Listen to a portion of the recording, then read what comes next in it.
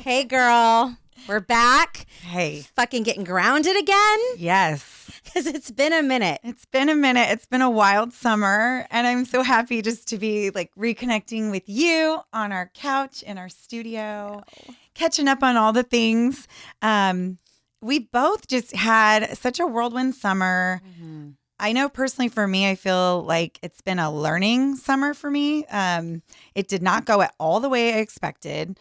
It always goes super fucking fast. And I get so mad about that because I'm a summer girl and it could be summer forever and I'd be totally good with it. I always get a little sad this time of year when the weather starts to change and like my garden's looking a little sad and it's like back to reality. My daughter's going back to school. So I love that you're wearing yellow today. I'm like holding on to summer. Yeah, that's how I feel. I'm like, ooh, she's sunshine. I'm holding on. I still have the bright toes. I just noticed my friend has all the neutral fall colors. I'm all, no, it's not fall yet. Do not get your pumpkin spice lattes or anything like that. We're not there yet. Yes. Yes. Oh, and so yes, your daughter back to school. Yeah. She's kind of moping around too. I love that she loves being home with us and it just feels so natural when she's home. Like her room at the end of the hall, I can see it from the kitchen and it's just like the door's open, the sun's coming in. There's life in there. Like it's just, I love when she's home. She helps me around the house. She sings. She has a beautiful voice. Aww. Like I definitely feel it when she's not there and it's going to be tough, but I'm also so happy for her. I mean, the amount of growth that she's had since she's moved out and all the adult responsibilities she's taken on have blown me away. So I think a lot of moms can feel this. It's like, it's such a pull. It's like, it's this, you have to try to not be selfish and like see all the good that it's bringing into their lives. And it's just such a pull. Like, I know. And I think it's in all seasons too. It's like when they're really little, and you're sending them off to elementary school and summer's been fun, whether, they were in daycare. It's still like you're in a different groove during the summertime. It just feels different for everyone. And then when that time comes where it's like school starting back up again and what does that look like for everyone, Right. I was definitely the mom that never wanted them to go back. I never once, and no judgment if you are, I get it. Like everybody has different lives and structure in their household and everything. But I think part of that is just the, like, I'm never really like, even at the end of vacation, I don't want it to end. Like, that's who I am. I'm like, I'm gripping on. Yes. With all things. I know. I was actually the mom that was happy when school started because I felt like we were just in chaos all the time, with the kids. Well, 3 kids is different than just 2. It really is a big difference. It changes dynamics a little bit, but still there's that little bit of grieving process during that time too, because the time that you have with them and just the feeling of being relaxed, when everybody's enjoying a summer, it's a different feeling than like, oh, we're at the grind. We're in the grind again, But at the same time, I do better when I have a little more structure that summer just does not provide. Like getting up earlier, getting out, doing my workout, like having that time for work that's, more planned out. And like when the kids are home, it's sort of like a whirlwind. You're just doing, fitting it in wherever you can. I mean, even just like you were talking about, like you were like, I worked out this morning. I did it in my room because if I looked at anything else, that's it. I'm derailed. Like now I'm looking at laundry, I'm looking at dishes, so it's like, get it. If I can just do it immediately. But that was because I knew what time the girls needed to be at school. I knew, so I was able to plan that and get that in there versus like, oh, we stayed up a little extra late last night, snooze on the alarm clock in the morning, all those things happen. But before we go too much further, I love when we take a moment as we do ground to really like pick up our ceremony book. This is the book by Brianna Weiss that we reference a lot. It's kind of been like our, what do you call it? Like a mascot or I don't know, like something that represents. It's literally our ceremony, our practice in our podcast. Yeah. So I think as we get back into the groove with school and, maybe people's work schedules are changing and all of that kind of thing. This is a ritual, I think, for us. And so I also want, love to talk about other people's rituals and what you're doing to ground yourself. And if you don't have one, maybe this is a moment to think about what can I be doing?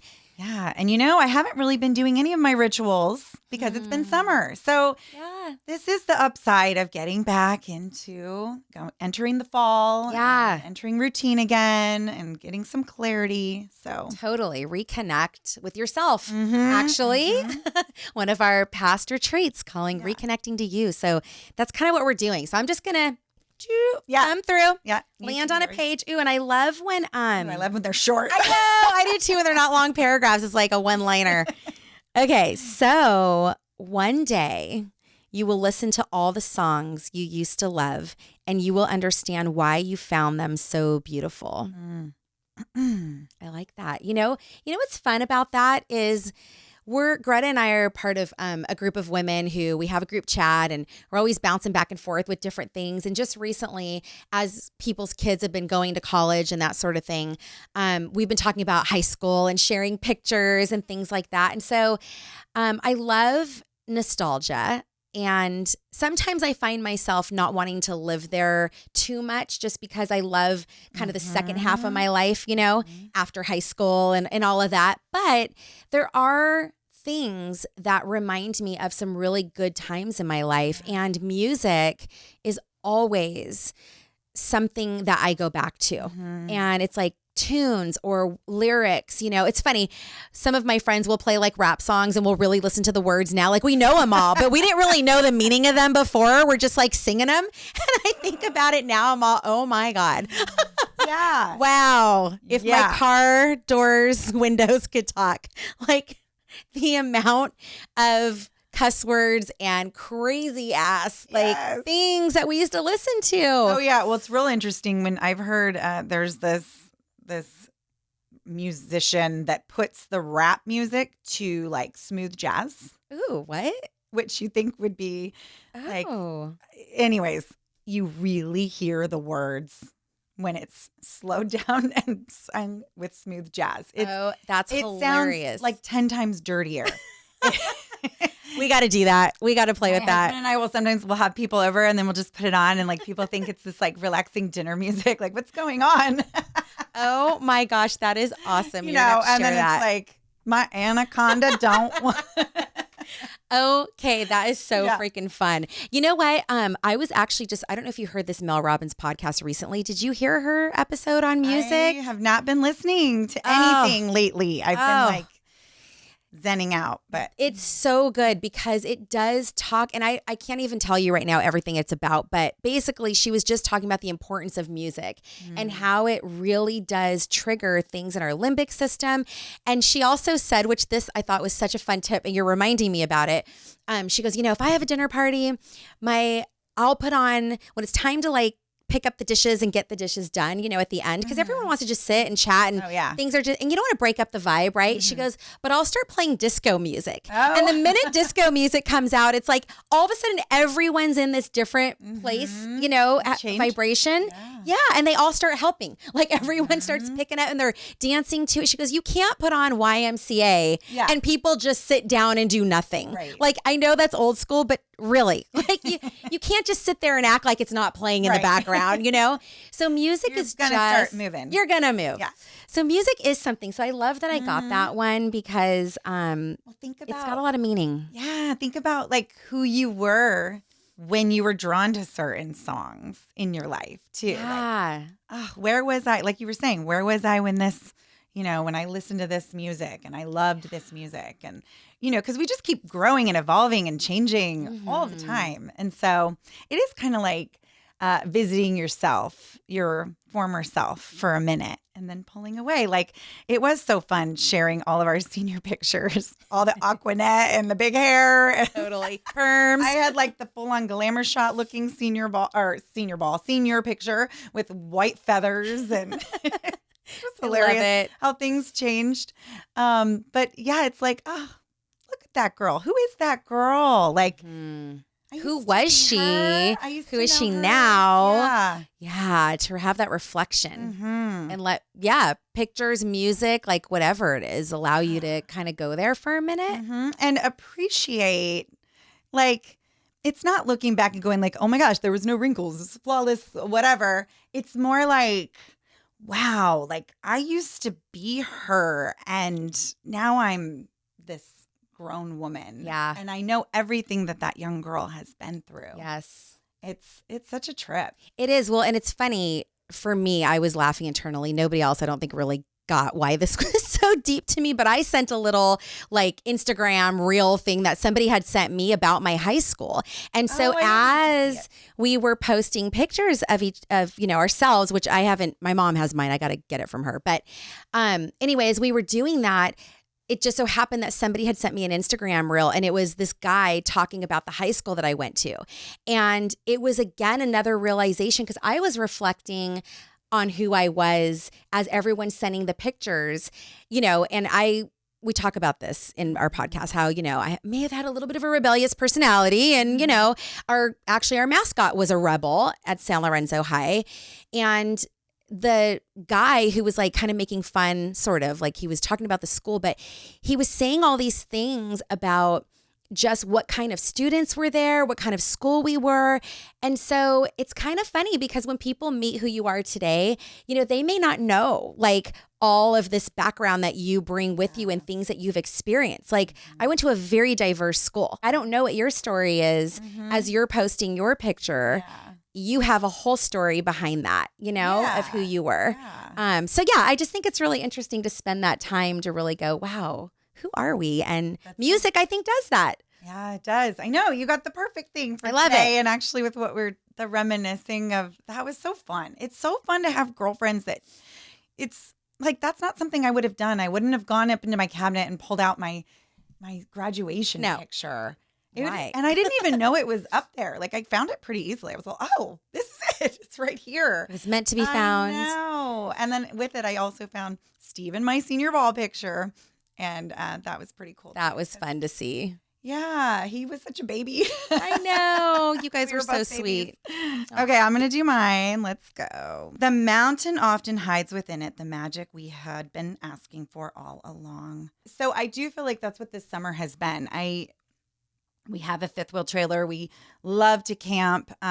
We have not taken it out one time this summer. It's so strange. Usually we start like Memorial Weekend and we have several trips throughout the summer. And I booked them all like back at Christmas time. So there's a lot of planning and strategy and stuff.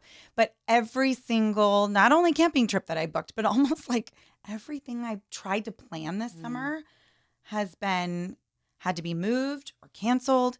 It's just the oddest thing. And for someone who, and I've talked about this before, my need to control, like I think I'm so easygoing and not a control freak, but I think we all know that there's definitely, I'm like gripping something in there. I'm like gripping on a little tight with some things. And I'm sure that has to do with like the way I grew up and not feeling like things were in control. So, when you grow up like that, you're like, well, it's up to me. I got to do it. Yeah. And so I feel like this summer has been this letting go of the control. And when I read that, it's like the mountain. And that's my thing I'm tackling this summer. I've been, I think, for a while, but it really like showed itself to me the last couple months of just like, we are not in control in this life. And you kind of just got to roll with it. And life can be really beautiful when you loosen the grip and kind of just allow it to unfold like a beautiful lotus flower. I think I'm starting to kind of really understand that meaning of that. It's like God knows the bigger picture. We don't know what is around the corner. What is, if you zoom out and see the whole picture, it's like there's a plan there. And you kind of just got to like trust in it, as hard as that is. Totally. I wonder if COVID kind of helped us with that a little bit, because we really had no that was scary. Control over a lot of things during that time. And I wonder how much it kind of groomed people so that when all these kinds of things shift in our lives now, it's like, whoa, well, we went through... like we collectively, like it wasn't even just us individually. It's like there was a collective kind of stopping point in the world. And so now as we go through life and things shift a little bit, even though, we're out of that, right? For the most part, we can still use some of what we learned and what we experienced at that time. Yeah, I like what you're saying about that. And I think that's so good if people could look at it that way. I think, unfortunately, through COVID, there was a lot of divide because of fear. So Sure. if you were living, and I noticed it within my own group of friends, that fear took over for some of them. And it was just really difficult for them to, they wanted to control more. So it's like, it just kind of depends on what lesson you wanted to gain from that experience. Mm-hmm. Yeah. I don't know. I was just thinking, though, I'm like, it just felt like so many of us had to figure things out. And so whatever that looked like, it was like an experience that we all had together. You know what I mean? And so now we're kind of on our own individual paths again, and life is picking up. But I like what you said, how you connected, though, the mountain to your experience, because it's like the mountain doesn't really change, right? Like all the things around it changes. Like you can have a fire that burns things down. You can have new growth happen. You can have homes being built on the mountain, right? But the mountain doesn't change. So how can you kind of maintain that controlling your life as everything else around it is out of control? Yeah. You know, and then just we had the same thing this summer. It's like everything we had planned didn't happen. And some of them were because of natural disasters. Yeah. You know, we had like a family trip to go somewhere and fires again were nearby. And it was like, oh my gosh, what? Like this will never happen again when all of us can be at this place at the same time, the way it was supposed to go down. And it was a bummer. Like we had to process that for a minute, you know, but again, I think you have choices and you can go, oh my gosh, I can't believe this is not happening. And you can sit in that place of like, I had this whole plan and what am I going to do now? Or you can go, well, what does plan B look like? Or C? Because maybe B, you could be on your way to that. And then you can have another, you know. And you don't know diversion. Why things are happening the way they're happening. But you kind of have to, it's change of perspective. Yeah. Because I did used to be the person that could totally like want to throw the tantrum and be so mad that, you know, because I envision every fucking last detail. This is just who I've been since I was a very small child. I mean, I remember my parents telling me like, oh my gosh, you build so much up in your head. It's just, I'm an artistic, creative person. So I think that's kind of can be the downside of it sometimes, because you plan and you think things and you envision things. And then when they don't come to fruition, it can be heartbreaking. And so, you can either sit and mope about it and be sad and then waste that present moment. Right. Being in that place. Or what I've had to do this summer is just like, okay, well, that's not happening. Like I'm becoming a way more chill person, which I think needed to happen. And I'm not locking into those visions so hard anymore. Yeah. It's like life is going to give me what it gives me and I'm going to make the best of it. And, you know, and I'm so grateful for what I do have. Yeah. And I think in doing that, I'm showing my kids like, that's a lesson and just how to live. And I think also the cool thing about looking at life this way is anything can happen. Like the possibilities are endless. I'm not putting up these blocks that I was unconsciously probably doing. Yeah. Because I was trying to orchestrate so much. Right. Yeah, absolutely. I know. It's really interesting to kind of just really dive into that kind of stuff because we don't always spend a lot of time really figuring it out. And then when you reflect on it or you and I will get together and go, oh my gosh, we haven't seen each other in, like a week or 2 weeks or whatever. And it's like, what's been going on? And I don't know. I feel like there has been a shift even in conversations that we've had a few years ago compared to even now, there has been this chill vibe that's kind of moved through how we're going through life. And I don't know what that is. I don't know. Some of it's age. I don't know. Some of it is just, doing self-work. Like I know for me personally, I go to therapy off and on. I don't do a lot of reading of books. I listen to a lot of podcasts. I talk to my friends or family about what I'm reading.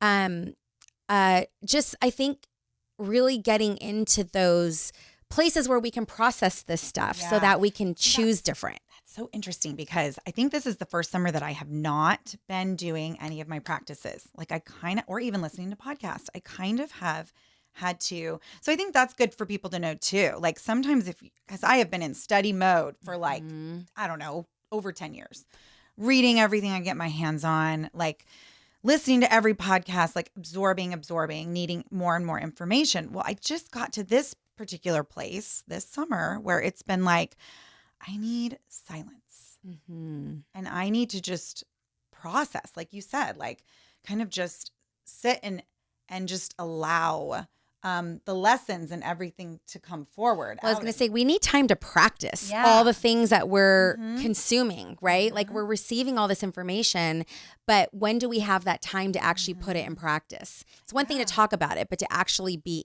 living in it and go, okay, how do I do this? And I don't need more information right now. Yes. What I need is to have an experience. Yes, put it into practice. And that's what it is. It's like you can know it. You can know it inside and out, but it's those life experiences that happen that at face value, you're like, well, this fucking sucks. And why did this have to happen? It's like, no, that's your opportunity to see it differently, to learn from it, to put your practice, put your tools that you've gathered all those years into practice. And I think doing a lot of that on my mountain this summer. It's so funny because I was thinking about what I wanted to talk about today. And, part of what we discussed is like, hey, we just want to do a check-in with everyone, let everyone know kind of what we've been doing and, these types of things that have been happening. And so for me, I took on a second yoga class. And it's so funny because when I even reflect back and think about when yoga came into my life, I was resistant to it. Like it came to me, actually. I didn't actually go to it. And then there was a big pause. There was a big break from when I was teaching a long time ago to now. And I personally feel that, as yoga instructors, we say this a lot, like take your practice from your mat off the mat. What are you learning as you're moving through each pose? Not about getting deeper into how, my hand can get a little further, not the technical, but as I'm trying to deepen what's happening in my mind, what's happening in my body. And so as I'm learning things about myself on the mat, how can I then step into the world and put those practices into real life experiences? Yeah. And so I love this because it is bringing me back to thinking about that time in between non-teaching and being able to actually put the practice into place. And it's so profound because as I come back now, so many years later, my practice and my teaching is so much deeper and so much more rich than I could have ever have imagined. I mean, if you would have asked me in my teenage years that I was going to be teaching yoga, I would have been like, I don't even know what you're talking about. Like, what actually is yoga? And to sit here and go, this is almost like a necessity in my life.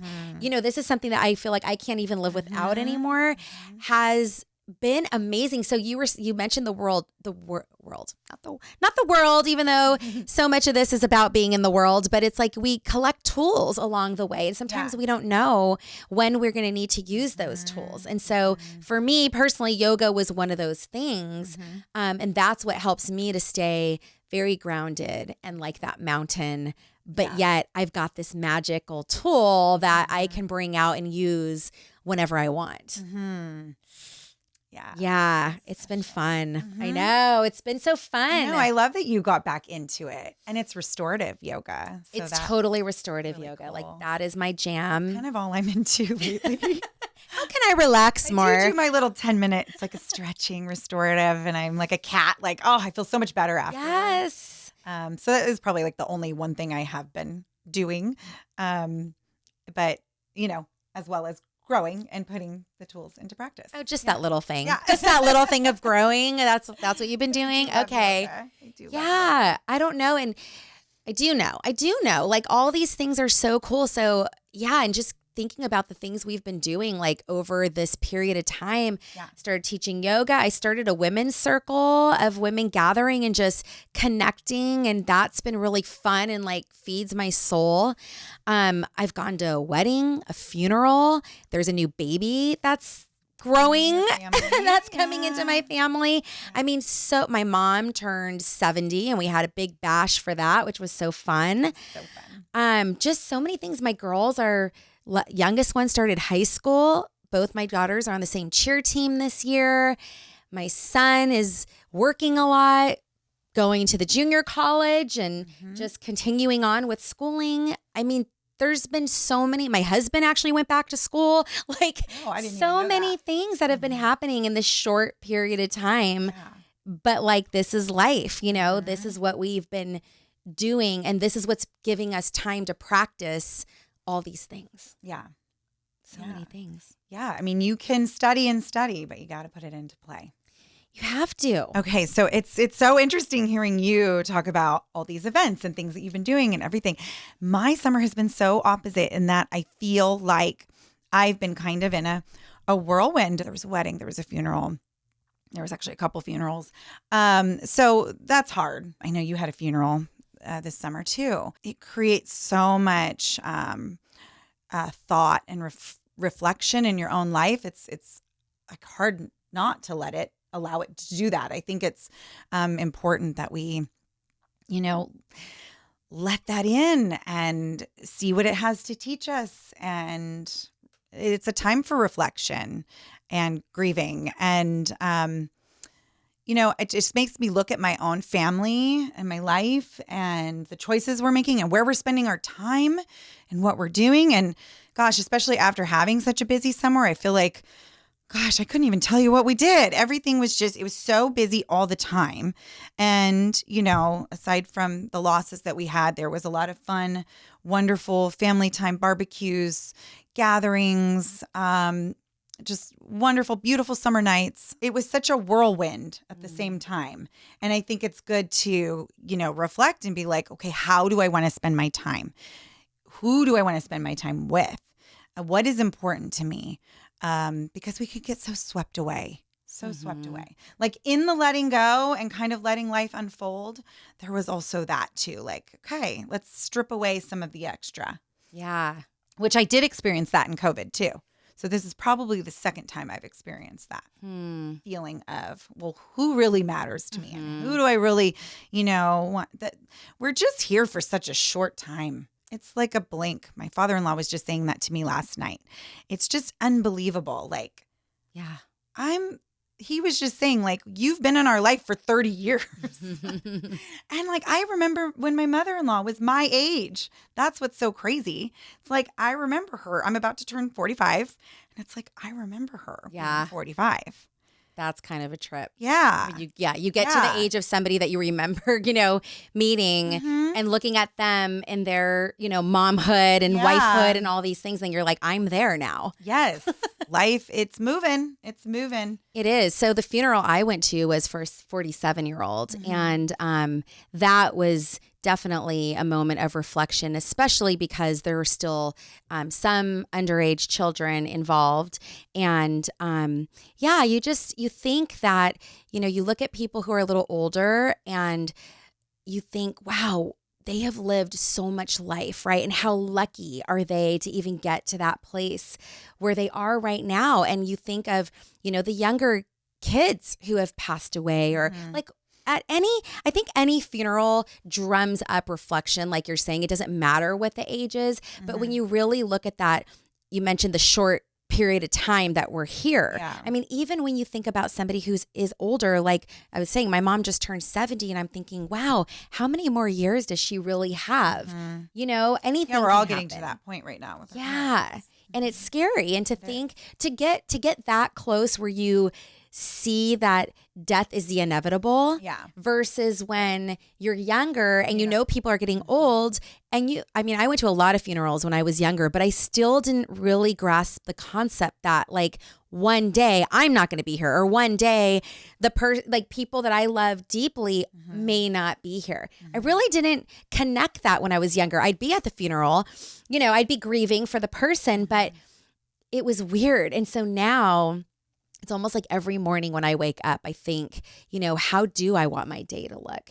And what can I do to change things that I'm not happy with in my life or sit in gratitude of the things that I am happy with in my life? Because we don't have to be changing all the time. Like that's the other thing I think sometimes when you have time to sit and reflect, you realize that you don't have to be doing all the time. You can take moments to do nothing and just be, and I know that my life, outside of some of the things that I shared, I've taken on a board position with this nonprofit organization, and it's a lot of freaking work. But honestly, even as I do each piece of it, I think, what's the purpose of why I'm doing this? Yeah. And if there's little things that I have to just get done that are administrative and I'm like, who cares?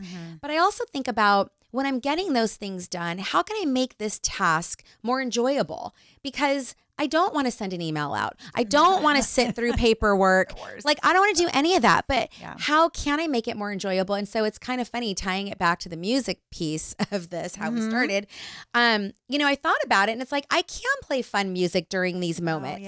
I can actually change the vibe a little bit. You can change it, but that's my choice, right? So like all these choices that we're presented with at life, but a lot of times I think we fall back on what's autonomic, like just what our habits of what we're used to. And it's like, why can't this simple task still be something fun?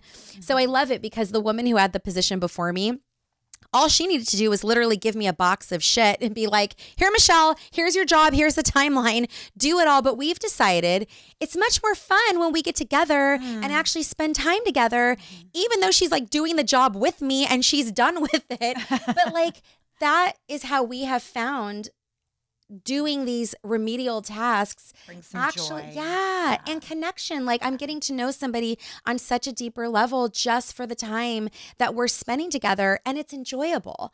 So I don't know, I love these moments where we, like you said, we reflect on, like, who do I want to spend time with? What are the things that I'm actually doing? Am I bringing that joy into my life, or am I making my life harder? And so how can I shift that? Yeah.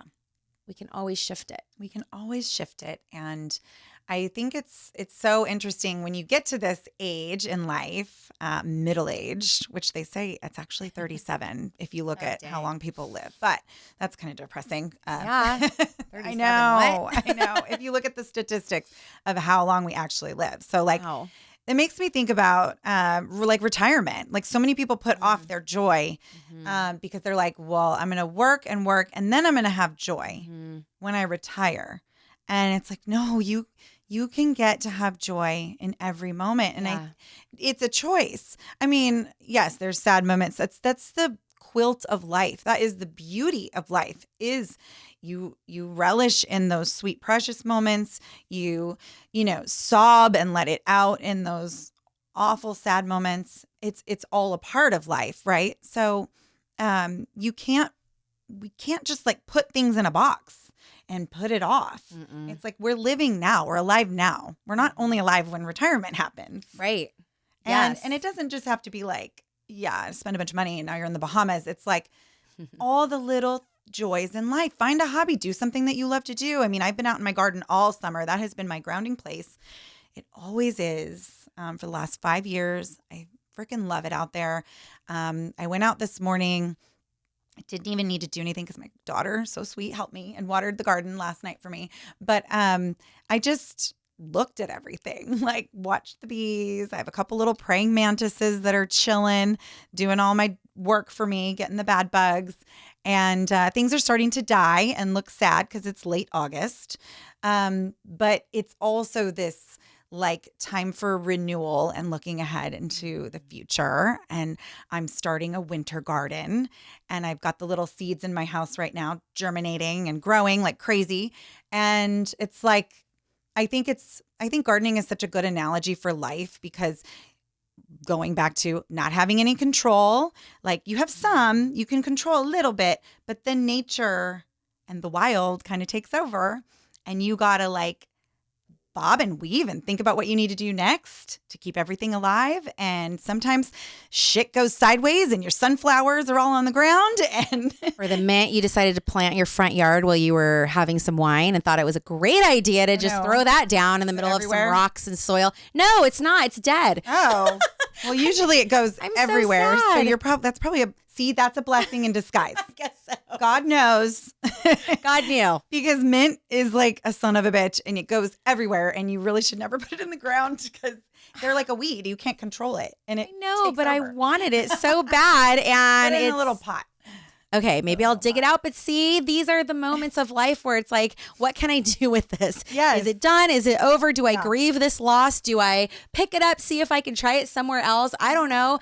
I mean, it's all part of what we're talking about. Yeah. But, one thing I heard somewhere, and I always say this, is you can't, if you have no like hardship or you have no sadness in your life, you can't truly really truly be so deeply into the goodness of life. The gratitude of it. You don't know, how precious it is without. You got to have that. Yes. That balance of one and the other. It's never, one cannot be present with the absence of the other, right? Because then it would just be nothing. Yeah. But you have to have that. You have to have both, which sucks sometimes. And so, even in our family, like I said, we had a death and then we're having a birth. And it's sometimes the dynamic of that feels so what the hell? This is crazy. But that really is. It's always just like you said, the garden. It's some things are dying, some things are blooming. Yeah. We're constantly in this cycle of rebirth, all the time. Yeah. And it just comes down to perspective. How are you going to look at it? How are you going to handle that mint dying? I'm grieving it. I am grieving it a little bit. I'm not lying. Every time I go outside and I see it, I'm so sad. Don't get defeated. Because there's no such thing as a green thumb. And I know this isn't a gardening episode and I could talk about it all day long. But it's so relevant. There's no such thing as a green thumb. It's just you got to keep trying. I told myself always, and this applies to so much in life, right? I would tell myself over and over again with gardening, I have a brown thumb. I'm the worst. Everything dies that I plant. You probably feeling like that right now. But then I just, started trying it and doing it again, and I'd fuck up and then I'd plant something else. I heard the key to gardening is plant a whole bunch of shit. So then you can't tell when something dies. I like that. Yeah. Or I just saw another aeroponic garden that's even easier than the one that I have. Your jam. I just sent it to Eddie. I'm like, we need this. He's like, really? Again? I'm all, yes, this one's better. This one's easier. It comes with all the things already ready to go. Anyway. But Eddie had some luck with tomatoes. Yeah. It is so fun. It is so fun growing something and then getting to eat it. What else is so fun about it? And this is where I think if I ever had a garden, it would be just for this purpose, really, is it was so cool. We harvested the tomatoes. We had some peppers.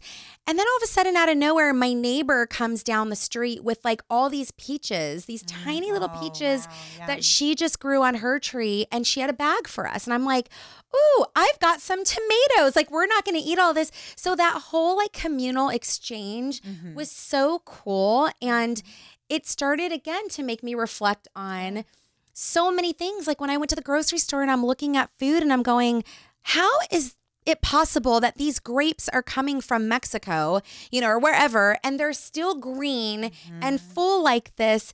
I have no idea they've been gassed with. It's a little odd, right? It's a little odd. And so it did. And then it got me thinking also about our farmers markets even more, and thinking about, again, the communal stuff that happens when you're down there interacting with people, your neighbors, and getting this food that's been touched by people that we can connect with, So this podcast isn't about food, but I think in reflecting on things in life is how we're tying this in, because there's so many ways. I think it's such a good analogy for helping humanity, helping and pick up where maybe you don't have the resources, and then someone else can come show up. And I'm not talking food. I'm talking whatever, a tool, a helping hand, just that neighborly community feeling of I got you. Yes. A friendship, sisterhood, everything that brings into your life, because we don't need to do it all and be it all. We can rely on the peaches from the neighbor next door. And I mean that by I need someone to watch my 2-year-old so I can just have some self-care. That's the peaches. Those are the peaches of life. Share your peaches. I want to take a shower. Yes. Anything. I just need a moment to breathe, right? Go get some wine with some girlfriends. That is definitely. But you know what, Greta, I think, one of the things that I have found is a theme throughout a lot of our different podcasts is it's constantly going back to kind of the mind-body connection, the place of awareness, and just always checking in, you know? And again, whether you're in a non-doing phase of your life or whether you're in a practicing or doing phase, like it's so important. And it doesn't have to be the first of the year. Like it doesn't have to be New Year's Eve where you decide, oh, it's January 1st. I'm going to make all these changes in my life. It can be, you know, August 13th when our kids start, you know, some of our kids started school or whatever it is for you. There are moments and times when seasons change. It could be the season changing, right? 4 times a year. Even if you live in California, you can go quarterly if you're a math person. So there's moments where we can just check in with ourselves and check in with our friends too, like making sure they're okay because, you know, that sometimes is how I get triggered to work on me is when it's not always the case, but there are moments where a friend checks in and I'm like, you know what? Yeah, you're right. Like I haven't been spending that much time taking care of myself or those rituals that I had that were so good in my life kind of fell off. But thank you for mentioning that. I'm going to get them back, you know? So yeah. I know. And you've been really on the hamster wheel just with the phase you're at in life with your girls' schedule. And they both don't drive yet. Almost, though. We're getting there. A lot. But yeah, it is kind of like you got to go where they got to go. And there's not a lot of time to sit and reflect and do the things that you want to do. There's not. Although, you know, recently it was kind of cool because now that the girls are back in school and my son is in school full time and my husband a couple times went to the office, I'm like, oh, dang, this is what life was like before all the shutdowns. And I had actually a lot of time at that phase of my life to sit in reflection. And I had a few glimpses of that recently, and it really did feel good. It was like, as much as I love everybody home and I love the safety of it, knowing everyone's okay, but do I freaking miss those moments of like my house just being quiet and doing what I want to do without having to think about anybody else. I mean, even podcasting this morning, it was like, okay, oh, are you working from home? Okay, just so you know, we're going to be podcasting, you know, letting everybody know. So yeah, there's just the seasons that we go through. Yeah, I love that you brought seasons back up again because it triggered a thought that I had and I lost it for a second. But I think, so personally, for me, so like I had said, summer is hard to say goodbye to. And, you know, as soon as, you know, everybody's so excited about all the fall stuff. I have one friend in particular that like cannot wait. She's so excited. It's like, okay, it's like it's that time. Start decorating, you know. And I'm like still hanging on, you know, like I want to float in the pool and have a margarita. Okay, I'm not done. I do think this changing seasons, there's a reason. There's a reason for the season. That sounds so cheesy, but there is a reason for the season. Because it's a good visual and reminder, like you said, to check in with yourself and like renew and throw out what's not working. And so I think, you know, as we go into the fall, it's a good time to like reflect and get centered. And it's a good reminder. And so I'm trying to not resist it. That's been my, you know, cross that I have to bear. Yeah. So, and just feel into it. And, you know, it's okay. It's okay that I'm sad that my garden is it was so gorgeous at the end of July, beginning of August. And now it's just really looking so sad and everything's dying. But that has a purpose. And so I think that it's just good to, you know, even feel into those feels. Like if you are a little sad and depressed and your kids are going back to college or even just starting the next year and it's a reminder that they're growing up, because that was always really hard for me because we can't stop that. Like they're going to grow up and they're going to leave us. And that there's a beauty in that. But it's okay to feel all the way into it. And like, it is sad. Yeah. But how are we going to move forward? We got to be grateful for what we've had. We got to live in this present beautiful gift. If we're sad that they're leaving and growing up, we're missing the moment that we're in with them right now. Well, it's again that birth and rebirth or death and rebirth. It's that moment. It has that too, right? It's like, you know, the grieving of this, but then the celebrating of this. And so life is always that way. It's always going through that cycle. Yeah. And actually reflect, it's funny. I love how you were saying, there were a couple words that you used. I was like, oh, she's getting really intuitive right now, because when you talk about the fall, any classes that I've taken throughout my time of really learning anything about wellness, the fall really is reflection time. It is the time as the leaves fall literally and the changes of the season happen. It's that time where you can still kind of be in something, like summer hasn't completely gone away, but it is the time of transition, and we're not going into the winter where you're really, especially if you're in the East Coast somewhere. I mean, California, we get the lines are a little blurred. Yeah. We get some beautiful days in October. Sometimes it's too hot. Sometimes. I know, right? Yeah. But you're not in hibernation. And so in hibernation is when you're really supposed to kind of stop. Yeah. But fall is the time of reflection.